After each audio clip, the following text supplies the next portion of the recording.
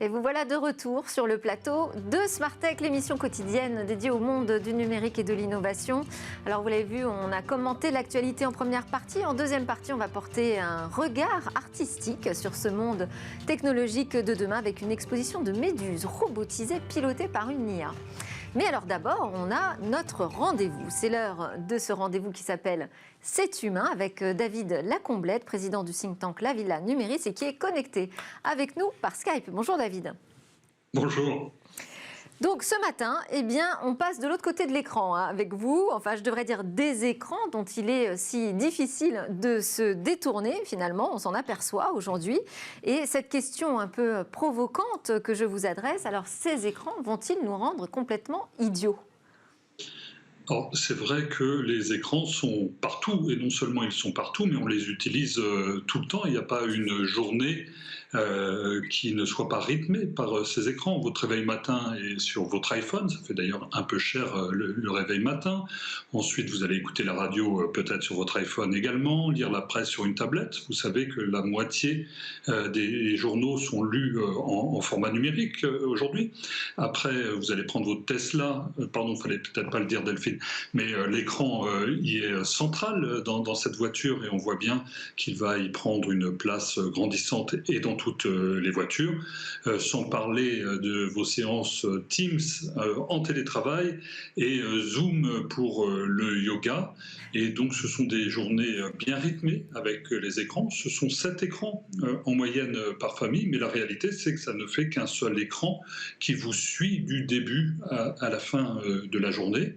Et vous demandez à cet écran de faire ce que vous avez envie qu'il fasse au moment où vous en avez besoin et non pas ce pourquoi il a été fait. Et vous regardez Bismart sur votre ordinateur, vous commandez une pizza sur votre téléphone et donc c'est aussi une confusion et une difficulté pour les acteurs économiques, les entreprises, que d'être finalement au contact de leurs consommateurs et de leurs utilisateurs à chaque carrefour de la vie numérique de ces citoyens.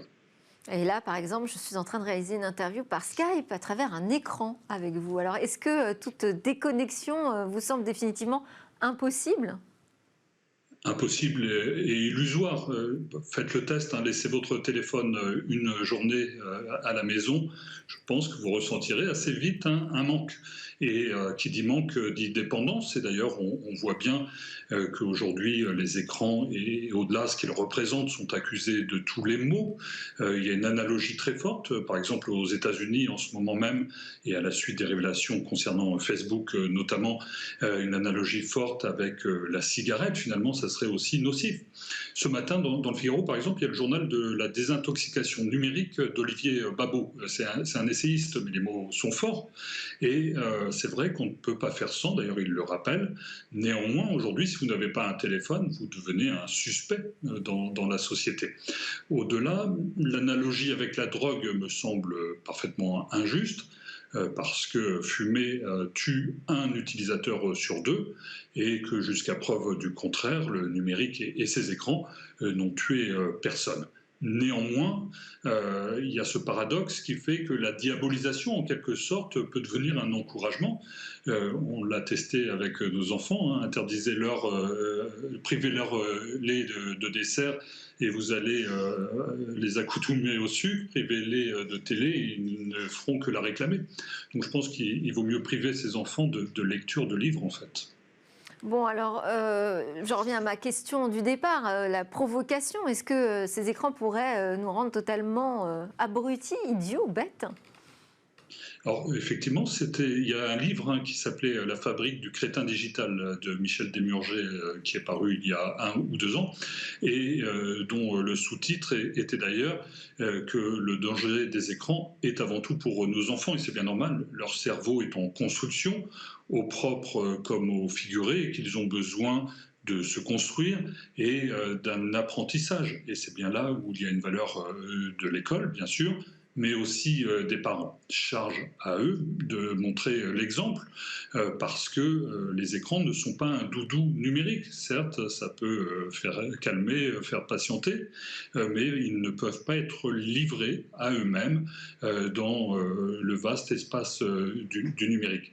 Il y a une étude de Even parue récemment qui montre que 4 enfants sur 5 âgés de moins de 13 ans a déjà accès à un réseau social, parce qu'on est dans un pays où on offre pour l'entrée en sixième désormais un smartphone, ne serait-ce que pour pouvoir contacter son enfant.